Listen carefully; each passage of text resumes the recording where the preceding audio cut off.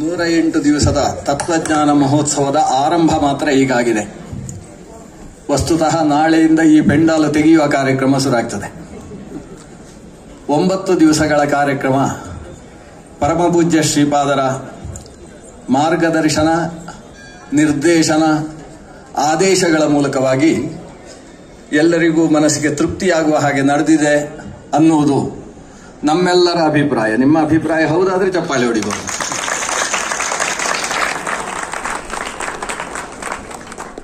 ಪಯೋಧಿ ಮತ್ತು ಪಯೋದ ಇವುಗಳಿಗೆ ಸ್ವಲ್ಪ ವ್ಯತ್ಯಾಸ.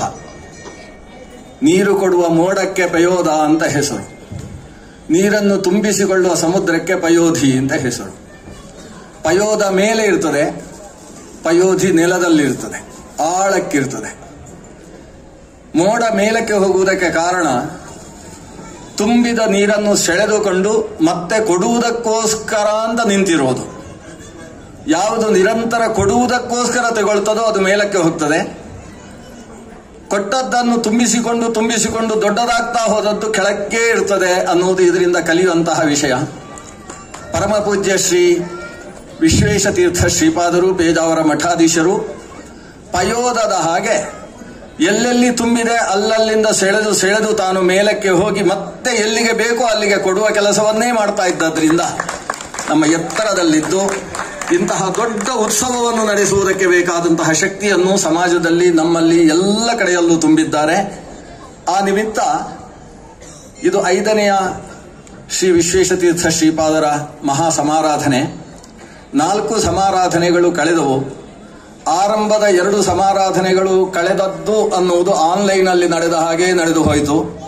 ಕರೋನಾ ಅಂತಕ್ಕಂತಹ ಒಂದು ಪಿಶಾಚಿ ಎಲ್ಲೆಡೆ ಆವಿರ್ಭವಿಸಿ ಕಿಮಪಿ ಕರೋನಾ ಅಂತ ಏನೂ ಮಾಡದೇ ಇರತಕ್ಕಂತಹ ಪರಿಸ್ಥಿತಿಯನ್ನು ನಮ್ಮಲ್ಲಿ ನಿರ್ಮಿಸಿದ್ದರಿಂದ ಕೇವಲ ಆಂತರದಲ್ಲಿ ಕಣ್ಣೀರು ಮಿಡಿತದ ಜೊತೆಗೆ ಆರಾಧನೆ ನಡೆದು ಹೋಯಿತು. ನಂತರದಲ್ಲಿ ಇದೀಗ ಸಮಾಜ ಸ್ವಸ್ಥವಾದ ಸ್ಥಿತಿಯಲ್ಲಿ ಆ ಸಮಾರಾಧನೆಯ ಮೂಲಕ ಇಡೀ ಸಮಾಜ ಏನೊಂದು ಶಕ್ತಿಯನ್ನು ಮತ್ತೆ ಗಳಿಸಿಕೊಳ್ಳಬೇಕು, ಅದಕ್ಕೆ ಬೇಕಾಗುವ ರೀತಿಯ ಯೋಜನೆಯ ಮೂಲಕ ಈ ಕಾರ್ಯಕ್ರಮವನ್ನು ಆಯೋಜಿಸಿತು. 26ನೇ ತಾರೀಕಿನಿಂದ ಪ್ರಾರಂಭಿಸಿ 31ನೇ ತಾರೀಕಿನ ತನಕ 6 ದಿವಸಗಳ ದೀರ್ಘಕಾಲ ನಮ್ಮಲ್ಲಿ ಅಧ್ಯಯನ ಮಾಡಿದಂತಹ ವಿದ್ಯಾರ್ಥಿಗಳ ಶ್ರೀಮನ್ಯಾಯಸುಧಾ ಪರೀಕ್ಷೆ ಇಲ್ಲಿ ನಡೆದಿದೆ. ವಿದ್ಯಾರ್ಥಿಗಳು ನ್ಯಾಯಸುಧಾ ಗ್ರಂಥದ ಅನೇಕ ಭಾಗಗಳನ್ನು ಮುಖೋದ್ಗತವಾಗಿ ಅಧ್ಯಯನ ಮಾಡಿ ಅದರಲ್ಲಿದ್ದಂತಹ ವಿಷಯಗಳನ್ನೆಲ್ಲ ತನ್ನ ಶಿರದಲ್ಲಿ ತುಂಬಿಸಿಕೊಂಡು ಅದನ್ನು ಆತ್ಮಸಾತ್ಕೃತವಾಗಿಸಿಕೊಂಡು ವಿದ್ವಾಂಸರು ಕೇಳುವ ನಿಕಟ ಪ್ರಶ್ನೆಗಳಿಗೆ ತಡವರಿಸದೇ ಉತ್ತರಿಸುವ ಒಂದು ವಿಶಿಷ್ಟವಾದ ಕಾರ್ಯಕ್ರಮ. ಆ ವಿದ್ಯಾರ್ಥಿಗಳು ಕೊಟ್ಟ ಪರೀಕ್ಷೆ, ಅದರಲ್ಲಿ ಸಾಧನೆ, ಅದಕ್ಕೆ ಅನುಗುಣವಾಗಿ ಅವರನ್ನು ಸನ್ಮಾನಿಸುವಂತಹ ಪ್ರಕ್ರಿಯೆ ಇವೆಲ್ಲವೂ ಕೂಡ ಈ 6 ದಿವಸಗಳಲ್ಲಿ ನಡೆಯಿತು. ಅದಕ್ಕೋಸ್ಕರ ವಿದ್ಯಾರ್ಥಿಗಳಿಗೆ ಸಂಭಾವನೆಯನ್ನು ನೀಡುವುದಕ್ಕೋಸ್ಕರವೇ ಶ್ರೀ ವಿಶ್ವೇಶ ಸುಧಾನಿಧಿ ಅನ್ನುವ ಒಂದು ನಿಧಿಯನ್ನು ಕೂಡ ಪೂಜ್ಯ ಶ್ರೀಪಾದರು ಆರಂಭಿಸಿದರು. ಸಮಾಜ ತುಂಬು ಕೈಯಿಂದ ಅದನ್ನು ತುಂಬಿಸಿತು. ಈ ವರ್ಷಕ್ಕೆ ಬೇಕಾಗುವಷ್ಟು ಸುಮಾರು 12 ಲಕ್ಷದಷ್ಟು ಖರ್ಚು ಅದಕ್ಕೋಸ್ಕರ ಬಂದದ್ದನ್ನು ಸಮಾಜ ತುಂಬಿಸಿಕೊಟ್ಟಿದೆ ಅನ್ನುವುದು ತುಂಬಾ ಸಂತಸದಾಯಕವಾದ ವಿಷಯ. ಇದರ ಜೊತೆಗೆ ಪರಮಪೂಜ್ಯ ಪೇಜಾವರ ಶ್ರೀಪಾದರು ಈ ಪ್ರಕ್ರಿಯೆಯನ್ನು, ಲೋಕದಲ್ಲಿ ವಿದ್ವತ್ತೆಯನ್ನು ಬೆಳಗಿಸುವುದಕ್ಕೆ ಬೇಕಾದ ಈ ಪ್ರಕ್ರಿಯೆಯನ್ನು ಆರಂಭಿಸಿದಾಗ ಅನೇಕ ಪೀಠಾಧಿಪತಿಗಳು ನಮ್ಮದೂ ಇದಕ್ಕೆ ಸಹಕಾರ ಇದೆ, ಇಂಥದ್ದು ಅತ್ಯಂತ ಅಪೇಕ್ಷಿತ ಅನ್ನುವುದನ್ನು ತಿಳಿಸುತ್ತಾ ಇಲ್ಲಿಗೆ ಎಷ್ಟೆಷ್ಟು ಅಧಿಪತಿಗಳು, ಪೀಠಾಧಿಪತಿಗಳು ಆಗಮಿಸಿದರೋ ಅವರೆಲ್ಲರೂ ಆ ಸುಧಾನಿಧಿಗೆ ವಿಶೇಷವಾದ ಕೊಡುಗೆಯನ್ನು ಕೊಡುವುದರ ಮೂಲಕ ಅದನ್ನು ವೃದ್ಧಿಗೊಳಿಸಿದ್ದಾರೆ ಅನ್ನುವುದನ್ನು ಮತ್ತೊಮ್ಮೆ ಸ್ಮರಿಸಿಕೊಂಡು ಆ ಎಲ್ಲ ಬಂದಿರುವ ಪೀಠಾಧಿಪತಿಗಳ ಚರಣಾರವಿಂದಗಳಿಗೆ ತಮ್ಮೆಲ್ಲರ ವತಿಯಿಂದ ಭಕ್ತಿಪೂರ್ವಕ ಪ್ರಣಾಮಗಳನ್ನು ನಾನು ಸಲ್ಲಿಸುತ್ತೇನೆ. ನಮ್ಮ ಏನೇನು ಇಲ್ಲಿ ಕಾರ್ಯಕ್ರಮಗಳು ನಡೆದಿದ್ದಾವೆ ಅದರಲ್ಲಿ ಅನೇಕ ಅಮೃತ ಸಂದೇಶಗಳು, ಅನೇಕ ಉಪನ್ಯಾಸದ ಸಾರವತ್ತಾದ ಭಾಗಗಳು, ಅದು ಒಂದು ಕ್ಷಣ ಕೇಳಿ ಬಿಟ್ಟು ಹೋಗುವಂತಹ ಪ್ರಸಂಗ ಎದುರಾಗುವ ಸ್ಥಿತಿಯಲ್ಲಿದ್ದರೆ ಅದನ್ನು ಬಹಳ ಸುಂದರವಾಗಿ ಸಂಗ್ರಹಿಸಿ ಪತ್ರಿಕೆಗಳಿಗೆ ಹೋಗುವ ಹಾಗೆ ಅನೇಕ ವಾಟ್ಸಾಪ್ ಗ್ರೂಪ್ಗಳಲ್ಲಿ ಆ ವಿಷಯಗಳನ್ನು ಸಂಗ್ರಹ ಮಾಡಿ ಕೊಡುವ ಕೆಲಸಗಳನ್ನು ನಮ್ಮ ವರದಿಗಾರರ ಸಮೂಹ ಅದು ನಡೆಸಿಕೊಟ್ಟಿದೆ. ಇದನ್ನೆಲ್ಲವನ್ನು ದೃಶ್ಯ ಮಾಧ್ಯಮದಿಂದ ಎಲ್ಲ ಕಡೆಯಲ್ಲಿ ನೋಡುವುದಕ್ಕೆ ಬೇಕಾದಂತಹ ವ್ಯವಸ್ಥೆ ಅದನ್ನೂ ಕೂಡ ಒಂದು ಸಮೂಹ ನಡೆಸಿದೆ. ಇದಕ್ಕೆ ಬೇಕಾಗುವ ರೀತಿಯ ಒಂದು ಚೌಕಟ್ಟಿನ ವ್ಯವಸ್ಥೆಯನ್ನು ಮೊದಲೇ ಅನೇಕ ತಿಂಗಳುಗಳ ಹಿಂದೆಯೇ ಕುಳಿತು ವ್ಯವಸ್ಥೆ ಮಾಡಲಾಗಿದೆ. ನಮ್ಮಲ್ಲಿ ಈ ಎಲ್ಲ ವ್ಯವಸ್ಥೆಯನ್ನು ಜವಾಬ್ದಾರಿಯನ್ನು ತೆಗೆದುಕೊಂಡು ನಮ್ಮ ಅಧ್ಯಾಪಕರಾದಂತಹ HB ನಾಗರಾಜಾಚಾರ್ಯರು ಮತ್ತು K ವಿಶ್ವಾಸಾಚಾರ್ಯ ಇವರು ವಿಶಿಷ್ಟ ಜವಾಬ್ದಾರಿಯನ್ನು ತೆಗೆದುಕೊಂಡು ಅನೇಕ ಪ್ರತ್ಯೇಕ ಗುಂಪುಗಳನ್ನು ವ್ಯವಸ್ಥೆ ಮಾಡಿ ಅಚ್ಚುಕಟ್ಟಾಗಿ ಕಾರ್ಯ ನೆರವೇರುವ ಹಾಗೆ ವ್ಯವಸ್ಥೆ ಮಾಡಿಕೊಟ್ಟಿದ್ದಾರೆ. ಒಂದು ಕ್ಷೇತ್ರ ಸಾನ್ನಿಧ್ಯ ಬರಬೇಕಾದ್ರೆ 5 ಕಾರಣಗಳು ಅಂತ ಆಗಮ ಗ್ರಂಥ ಹೇಳ್ತದೆ. ಆಚಾರ್ಯ ತಪಸ, ಆಮನಾಯ ಜಪೇನ ನಿಯಮೇನ ಚ, ಉತ್ಸವೇನ ಅನ್ನದಾನೇನ ಕ್ಷೇತ್ರ ವೃದ್ಧಿಸ್ತು ಪಂಚದ ಅಂತ. ಉತ್ಸವ ಅನ್ನುವುದು ಒಂದು ಸಾನ್ನಿಧ್ಯ ವೃದ್ಧಿಗೆ ಹೇತುವಾದದ್ದು. ಪರಮಪೂಜ್ಯ ಶ್ರೀ ವಿಶ್ವೇಶತೀರ್ಥ ಶ್ರೀಪಾದರ ಸನ್ನಿಧಾನ ಈ ವೃಂದಾವನದಲ್ಲಿ, ಸನ್ನಿಧಾನದಲ್ಲೇ ಇರತಕ್ಕಂತಹ ಗುರುಗಳಾದ ಶ್ರೀ ವಿದ್ಯಾಮಾನ್ಯ ತೀರ್ಥ ಶ್ರೀಪಾದರ ಸನ್ನಿಧಾನ ಇಲ್ಲಿದೆ. ಅದರಲ್ಲಿ ಇನ್ನಷ್ಟು ವೃದ್ಧಿಯಾಗಿ ಬೇಡಿ ಬಯಸಿ ಬಂದಂತಹ ಭಕ್ತ ವೃಂದಕ್ಕೆ ಅಲ್ಲಿಂದ ಹೆಚ್ಚಿನ ಅನುಗ್ರಹ ರಕ್ಷೆ ಸಿಗಬೇಕು ಅಂತ ಆದರೆ ಕ್ಷೇತ್ರ ವೃದ್ಧಿಗೆ ಬೇಕಾದಂತಹ ಕೆಲಸವನ್ನು ನಡೆಸಬೇಕು. ಅದರಲ್ಲಿ ಒಂದು ಪ್ರಧಾನವಾದದ್ದು ಅನ್ನದಾನ, ಮತ್ತೊಂದು ಉತ್ಸವ. ಪರಮಪೂಜ್ಯ ವಿಶ್ವೇಶತೀರ್ಥ ಶ್ರೀಪಾದರು ಅನ್ನದಾನ ಅನ್ನುವುದು ಅವರ ಮುಖ್ಯ ಧ್ಯೇಯ. ವಿದ್ಯಾದಾನ ಮತಪರಂ, ಮೊದಲನೆಯದ್ದು ಅನ್ನದಾನ, ಅದಾದ ಮೇಲೆ ವಿದ್ಯಾದಾನ. ಈ ನಿಟ್ಟಿನಿಂದ ನಾವು ಆಲೋಚನೆ ಮಾಡಿದ್ವಿ, ಪೂರ್ವಾರಾಧನೆಗೆ ಸುಮಾರು 3,000ದಿಂದ 3,500 ಜನ ಬಂದಾರು, ಅಷ್ಟಕ್ಕೆ ಬೇಕಾದ ಒಂದು ಪಾಕದ ವ್ಯವಸ್ಥೆಯನ್ನು ನಡೆಸೋಣ ಅಂತ. ಆದರೆ ನಮ್ಮ ಕೈ ಮೀರುವ ರೀತಿಯಲ್ಲಿ, ಇನ್ನಷ್ಟು ಖುಷಿಯಾಗುವ ರೀತಿಯಲ್ಲಿ ಪೇಜಾವರ ಶ್ರೀಪಾದರೇ ಎಲ್ಲರ ಹೃದಯವನ್ನು ಸೆಳೆದು ಇಲ್ಲಿಗೆ ತಂದರು. ನಾವು ಮೊದಲನೇ ದಿವಸ 7,500 ಜನಕ್ಕೆ ಅನ್ನದಾನ ಮಾಡುವ ಸುಯೋಗ ನಮಗೆ ಪ್ರಾಪ್ತಿಯಾಯಿತು. ಆದರೆ ಒಂದು ಸ್ವಲ್ಪ ಅವ್ಯವಸ್ಥೆಯಾಗುವ ಪ್ರಸಂಗ ಬಂದರೆ ನಮ್ಮ ಪೂರ್ಣಪ್ರಜ್ಞ ವಿದ್ಯಾಪೀಠದ ಅಧ್ಯಾಪಕರು, ವಿದ್ಯಾರ್ಥಿಗಳು ಕೂಡ ಪಾಕಕರ್ತೃಗಳ ಭೀಮಸೇನಂದಿರ ಜೊತೆಗೆ ತಾವು ಸೇರಿಕೊಂಡ್ರು. ಕಟ್ಟಿಗೆಗಳನ್ನು ಹಾಕಿ ಹಿಂದಿನ ದಿವಸ ಕರೆದ ಎಣ್ಣೆ ಮರು ದಿವಸಕ್ಕೆ ಸ್ವಲ್ಪವೂ ಉಳಿಯದೇ ಇರುವ ಹಾಗೆ ಬೇಗ ಬೆಗ್ಗಿ ಬರುವ ಹಾಗೆ ಮಾಡಿ ಅಡಿಗೆಯನ್ನು ಮಾಡಿ ಯಾರಿಗೂ ಅವ್ಯವಸ್ಥೆ ಗೊತ್ತಾಗದೇ ಇರುವ ಹಾಗೆ ಅದನ್ನು ಸರಿಗೊಳಿಸಿದ್ರು. 2ನೇ ದಿವಸ 3ನೇ ದಿವಸದಲ್ಲಿ ಅದು ಇನ್ನಷ್ಟು ಸುಕರವಾಯಿತು. ಯಾಕಂದ್ರೆ ಇಷ್ಟು ಜನ ಬಂದಾರು ಅಂತ ಆಲೋಚಿಸಿದ್ವಿ. 3 ದಿವಸಗಳ ಈ ಮಹಾ ಸಮಾರಾಧನೆಯ ಸಂದರ್ಭದಲ್ಲಿ 24,000ಕ್ಕಿಂತ ಹೆಚ್ಚು ಜನರಿಗೆ ಅನ್ನದಾನ ನಡೆದಿದೆ ಅನ್ನುವುದು ಪೂಜ್ಯ ಶ್ರೀಪಾದರಿಗೆ, ಅವರ ಭಕ್ತ ಜನ ಪ್ರಿಯತೆಗೆ ಹೇತುಭೂತವಾಗಿ ನಾವು ಚಿಂತಿಸುವಂತಹ ವಿಷಯ. ಅದಕ್ಕೆ ನಾವು ಮೊದಲು ಅಭಿನಂದಿಸಬೇಕಾದದ್ದು ನಮ್ಮ ಪಾಕಕರ್ತೃಗಳ ತಂಡವನ್ನು. ನಾನು ಯಾರ ಹೆಸರನ್ನು ಉಲ್ಲೇಖ ಮಾಡುವುದಿಲ್ಲ, ಒಂದು ತಂಡ. ನಮ್ದು ಏನು ಸೇವೆ ಸಂದಿದೆ ಅನ್ನೋದು ಅವರಿಗೆ ಗೊತ್ತಾಗ್ತದೆ. ಅದರ ಜೊತೆಗೆ ನಮ್ಮ ಅಧ್ಯಾಪಕ ವೃಂದ ಇಷ್ಟು ಜನರಿಗೆ ಪರಿವೇಷಣ, ಅಡಿಗೆ ಮಾಡಿಡುವುದು ದೊಡ್ಡದು ಅನ್ನೋದು ಹೌದು, ಆದರೆ ಮಾಡಿಟ್ಟ ಅಡಿಗೆಯನ್ನು ಹಂಚುವ ಕೆಲಸ ಸುಲಭದ ಕೆಲಸ ಅಲ್ಲ. ಅದಕ್ಕೆ ಕೈ ಜೋಡಿಸುವುದಕ್ಕೋಸ್ಕರ ಬೇರೆ ಬೇರೆ ವಿದ್ಯಾಸಂಸ್ಥೆಗಳಿಂದ ನಮ್ಮ ವಿದ್ಯಾರ್ಥಿಗಳು ಆಗಮಿಸಿದ್ದಾರೆ. ಇಲ್ಲಿಯ ವಿದ್ಯಾರ್ಥಿಗಳು ಹಗಲು ರಾತ್ರಿ ನಿದ್ದೆಗೆಟ್ಟು ಆ ವ್ಯವಸ್ಥೆಗಳಲ್ಲಿ ನಿದ್ದೆಗೆಟ್ಟು ತಮ್ಮ ವ್ಯವಸ್ಥೆಗಳಲ್ಲಿ ತಮ್ಮನ್ನು ತಾವು ತೊಡಗಿಸಿಕೊಂಡಿದ್ದಾರೆ. ಇವರೆಲ್ಲರನ್ನೂ ಈ ಸಂದರ್ಭದಲ್ಲಿ ನಾನು ಸ್ಮರಿಸ್ತೇನೆ. ನಮ್ಮ ತಿರುಮಲಾಚಾರ್ಯ ಕುಲಕರ್ಣಿಯವರು, ಕುತ್ಪಾಡಿ ಆಚಾರ್ಯರು, ಮಾತರಿಶ್ವಾಚಾರ್ಯರು, ನರಸಿಂಹ ಇವರೆಲ್ಲರೂ ಸೇರಿ ವರದಿಯ ವ್ಯವಸ್ಥೆಯನ್ನು ನಿರ್ಮಿಸಿದ್ದಾರೆ. ಆಮನಾಯ ಜಪ, ವೃಂದಾವನದ ಸನ್ನಿಧಾನದಲ್ಲಿ ನಿರಂತರ ಸರ್ವಮೂಲ ಗ್ರಂಥಗಳ ಪಾರಾಯಣ, ಶ್ರೀಮದ್ ಭಾಗವತ, 3 ವೇದಗಳು, ನಮ್ಮ ವೇದಾಧ್ಯಾಪಕರು ಎಲ್ಲರೂ ಸೇರಿ, ವಿದ್ಯಾರ್ಥಿಗಳು ಸೇರಿ ಅಲ್ಲಿ ಅನುವಾದವನ್ನು ನಡೆಸುವುದು. ಬೇರೆ ಬೇರೆ ರೀತಿಯ ನೃತ್ಯ ವಿಲಾಸ ವೇದಿಕೆಯಲ್ಲಿ ಗುರುಗಳ ಮುಂದೆ ಅನೇಕ ಕಲೆಗಳನ್ನು ಪ್ರದರ್ಶನ ಮಾಡತಕ್ಕಂಥದ್ದು, ಇವೆಲ್ಲವೂ ಕೂಡ ಈ ವೇದಿಕೆಯಲ್ಲೂ ಮತ್ತು ನೃತ್ಯ ವಿಲಾಸ ವೇದಿಕೆಯಲ್ಲೂ ಕೂಡ ನಡೆದಿದೆ. ಈ ಎಲ್ಲ ನೃತ್ಯ ವಿಲಾಸ ವೇದಿಕೆಯನ್ನು ಉಪಯೋಗಿಸಿಕೊಂಡು ಇವತ್ತೊಂದು ಯಕ್ಷಗಾನ ತಾಳಮದ್ದಲೆಯ ಕಾರ್ಯಕ್ರಮವೂ ಕೂಡ ಅಲ್ಲಿ ನಡೆದಿದೆ. ಅನೇಕ ಪುಸ್ತಕಗಳು ಇಲ್ಲಿ ಬಿಡುಗಡೆಯಾಗಿ ಲೋಕಾರ್ಪಣೆಗೊಂಡಿದ್ದಾವೆ. ಉತ್ಸವ ಅನ್ನುವ ಸಾನ್ನಿಧ್ಯ ವೃದ್ಧಿ ಹೇತು ಅದು ನಿರಂತರವಾಗಿ ನಡೆದಿದೆ.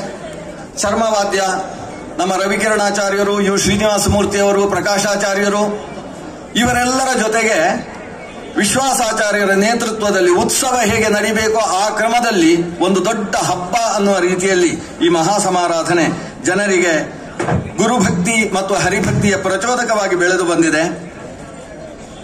ನಿಯಮ ಅನ್ನುವುದು ಮತ್ತೊಂದು ಕ್ಷೇತ್ರ ವೃದ್ಧಿಗೆ ಹೇತುವಾದದ್ದು. ನಮಗೆ BBMPಯ ಸದಸ್ಯರು ಶುದ್ಧಿಗೋಸ್ಕರ ಸಹಕರಿಸಿದ್ದಾರೆ. ಆರಕ್ಷಕ ದಳ ರವಿ ಸುಬ್ರಹ್ಮಣ್ಯಂ ಅವರ ನೇತೃತ್ವದಲ್ಲಿ ವ್ಯವಸ್ಥೆಗೊಂಡದ್ದು. ರಕ್ಷಕರು ಇಲ್ಲಿ ವಾಹನ ದಟ್ಟಣೆಯಿಂದ ಉಂಟಾಗುವ ತೊಂದರೆಯಿಂದ ಜನಕ್ಕೆ ಯಾವ ತೊಂದರೆಯೂ ಆಗಬಾರದು ಅನ್ನುವ ದೃಷ್ಟಿಯಿಂದ ಸಹಕರಿಸಿದ್ದಾರೆ. ಒಳಗಿನ ನಿಯಮಾವಳಿಗಳನ್ನು ವ್ಯವಸ್ಥೆಗೊಳಿಸುವುದಕ್ಕೋಸ್ಕರ ನಮ್ಮ ಅಧ್ಯಾಪಕ ವೃಂದ ಕಟಿಬದ್ಧವಾಗಿ ನಿಂತಿದೆ. ಅಲಂಕಾರ, ಸೋಮಯಾಜಿ ಮೊದಲಾದವರು ಇಡೀ ಪರಿಸರವನ್ನು ಆ ಸಮಾರಾಧನೆಗೆ ಯಾವ ರೀತಿಯ ಅಲಂಕಾರ ಬೇಕೋ ಅದಕ್ಕೆ ಅನುಗುಣವಾಗಿ ಅಲಂಕರಿಸುವ ವ್ಯವಸ್ಥೆಯನ್ನು ಮಾಡಿದ್ದಾರೆ. ಇವೆಲ್ಲ ಕೆಲಸಗಳಲ್ಲಿ ತೊಡಗಿಸಿಕೊಂಡಂತಹ ಸಮಗ್ರ ವೃಂದವನ್ನು ನಮ್ಮ ಒಳಗಿನ ಹೊರಗಿನ ಶ್ರೀ ವಿಶ್ವೇಶತೀರ್ಥ ಶ್ರೀಪಾದರ ಭಕ್ತ ವೃಂದವನ್ನು ಶ್ರೀ ವಿಶ್ವಪ್ರಸನ್ನ ತೀರ್ಥರ ಮಾರ್ಗದರ್ಶನವನ್ನು ಅಭಿನಂದಿಸ್ತೇವೆ. ಪ್ರದರ್ಶಿನಿ ಅನ್ನುವ ವ್ಯವಸ್ಥೆ ಪೂಜ್ಯ ಶ್ರೀಪಾದರ ವೃಂದಾವನದ ಮೇಲ್ಭಾಗದಲ್ಲಿ ನಡೆದಿದೆ. ಬಹುಶಃ ತಾವೆಲ್ಲ ದರ್ಶನ ಮಾಡಿದ್ದೀರಿ ಎಂದುಕೊಂಡಿದ್ದೇನೆ. ದರ್ಶನ ಮಾಡಲಿಲ್ಲ ಅಂದ್ರೆ ಈಗೊಮ್ಮೆ ಹೋಗಿ ನೋಡಿ ಬರಬಹುದು. ಇಲ್ಲ ನಾಳೆಯ ದಿವಸವೂ ಅದು ಇರ್ತದೆ, ನಾಡಿದ್ದಿನ ದಿವಸ ಇರ್ತದೆ ಅಂತ ನಿಶ್ಚಯ ಇಲ್ಲ. ಈ ಕಾಲಕ್ಕೋಸ್ಕರ ಮಾಡಿರುವ ಒಂದು ಪ್ರದರ್ಶಿನಿ.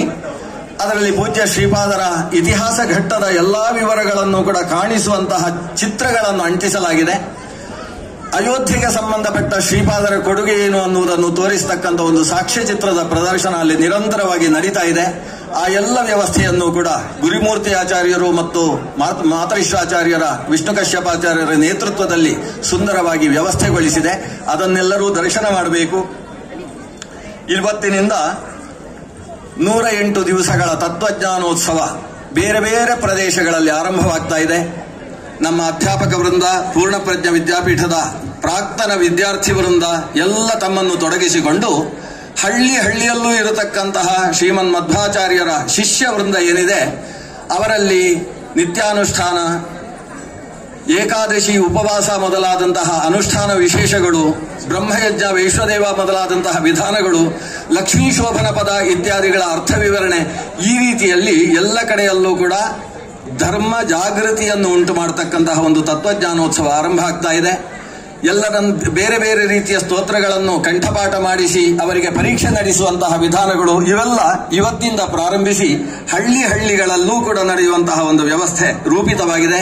ಅದರಲ್ಲಿ ಮುಂದೆ ಈಗ ಸಹಕರಿಸುವುದಕ್ಕೆ ಯಾರು ಆಸಕ್ತರಿದ್ದಾರೆ, ಅವಕಾಶ ಇದೆ, ಅವರು ನಮ್ಮ ಪೂರ್ಣಪ್ರಜ್ಞ ವಿದ್ಯಾಪೀಠದ ವಿಷ್ಣು ಕಶ್ಯಪಾಚಾರ್ಯರನ್ನು ಮತ್ತು ಗುರುಮೂರ್ತಿ ಆಚಾರ್ಯರನ್ನು ಸಂಪರ್ಕಿಸಬಹುದು. ಅವರ ದೂರವಾಣಿ ಸಂಖ್ಯೆ ಮುಂಭಾಗದಲ್ಲಿ ಲಭ್ಯ ಇರುತ್ತದೆ.